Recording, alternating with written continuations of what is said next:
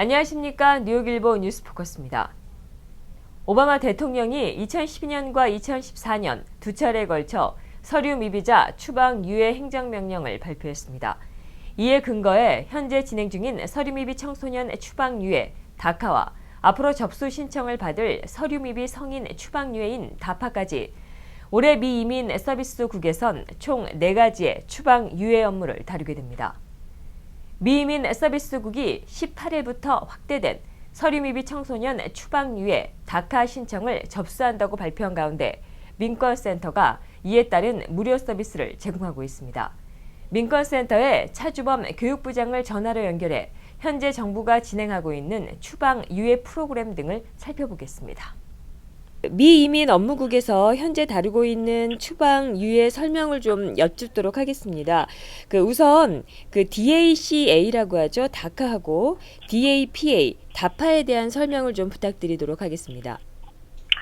네, 그간 오바마 대통령이 두 번의 행정명령을 발표했습니다. 첫 번째 행정명령은 지난 2012년 6월 15일 날 발표된 것으로서 다카라고 하죠. DACA, 서류 미비 청소년 추방유예입니다.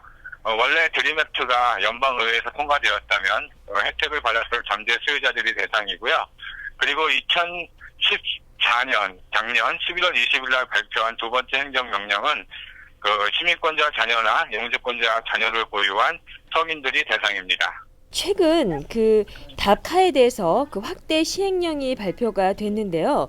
2월 18일부터 접수가 되지요. 자격 요건은 어떻게 되는지요? 작년에 오바마 대통령이 행정명령을 발표하면서 기존의 다카 자격 요건을 완화시켜 주었습니다. 크게 두 가지 부분인데요. 첫 번째는 원래 2012년에 발표한 행정명령에서는 나이 제한이 있었습니다. 31세가 넘으신 분들은 신청을 못했는데 나이 상한선을 철폐했고요. 그리고 또한 미국 입국연도 기준도 기존의 2007년 6월 15일에서 2010년 1월 1일로 완화시켜 주었습니다. 그래서 새롭게 두 가지 자격 요건에 해당되시는 분들이 확대된 다카 추방유예 정책의 해당자가 되시는 겁니다. 지금 현재 총 4가지로 나눠서 업무가 진행되고 있는 것으로 알고 있는데요. 어떤가요?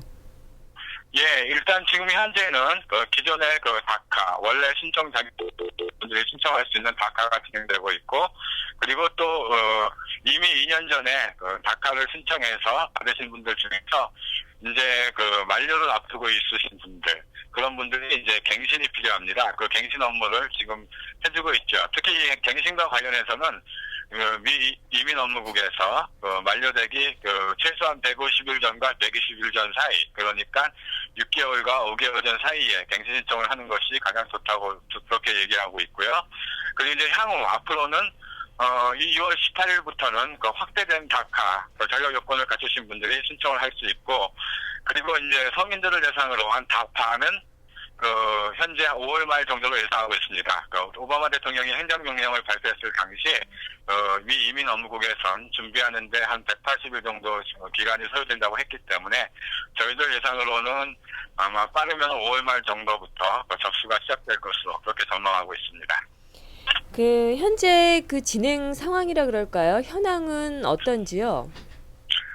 예, 사실 2012년에 처음 다카 행정명령이 발표됐을 당시에 미 이민 업무국에서 추산한 잠재 수혜자 숫자는 120만 명이었습니다.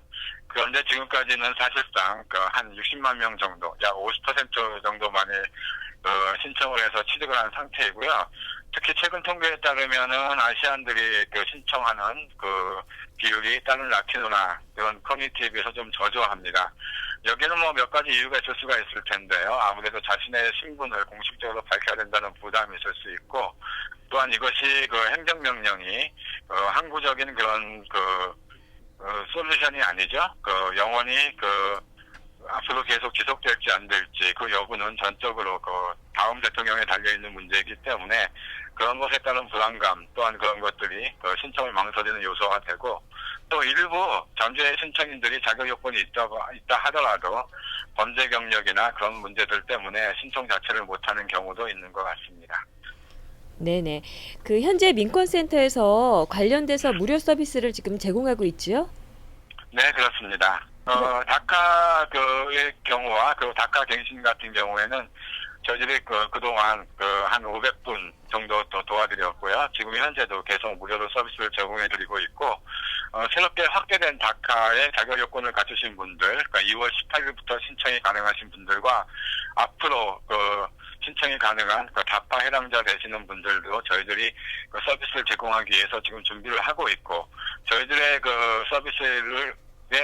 서비스를 이용하고 싶으신 분들은 저희 민권센터로 연락해 주시면 저희가 대기자 명단에 올려드리고 있습니다. 해당 관련돼서 해당 환인들에게 어떤 따로 전달할 어떤 메시지가 있으신지요?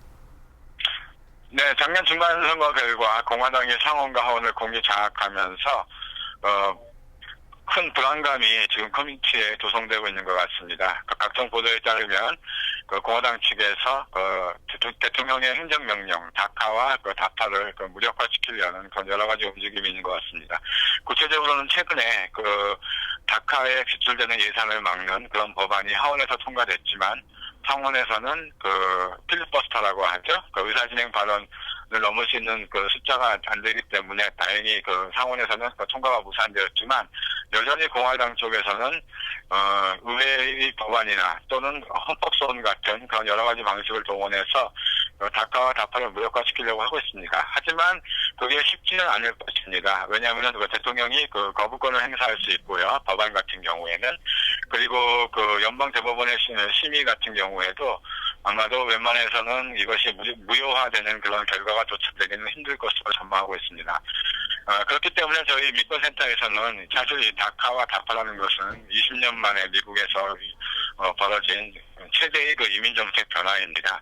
그렇기 때문에 최대한의 어드밴테이지를 누리시고, 그리고 궁극적으로는 이민개혁이 통과될 수 있도록 또한 함께 힘을 보태주시면은 궁극적으로는 좋은 결과를 또 얻지 않을까 그렇게 기대하고 있습니다. 네, 감사합니다. 지금까지 민권센터의 차주범 교육부장이셨습니다. 빌 드블라지오 뉴욕시장은 지난 3일 신년 연설에서 서민 아파트 공급을 최우선적으로 추진하겠다고 밝혔습니다.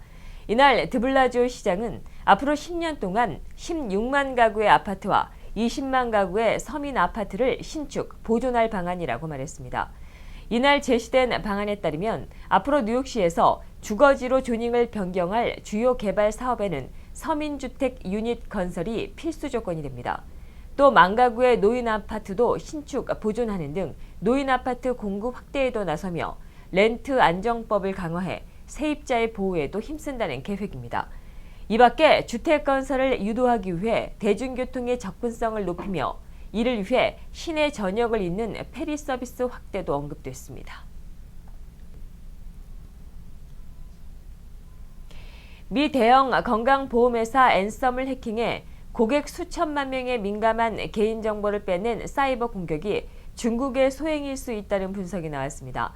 미 연방수사국은 이번 사이버 공격에서 과거 중국이 해킹할 때 쓰던 특징적인 소프트웨어와 기술이 발견됐으며 중국의 해킹 연루 가능성을 염두에 두고 조사를 진행 중이라고 미 일간 월스트리트저널이 5일 보도했습니다. 조사관들은 사쿠라라고 불리는 악성 코드가 발견됐다며 이는 과거 중국과 관련된 악성 코드라고 설명했습니다. 또 이번 해킹은 신용카드 등 금전적인 정보가 아니라 사회보장번호를 비롯해 개인정보를 노린 것으로 보인다고 월스트리트저널은 설명했습니다.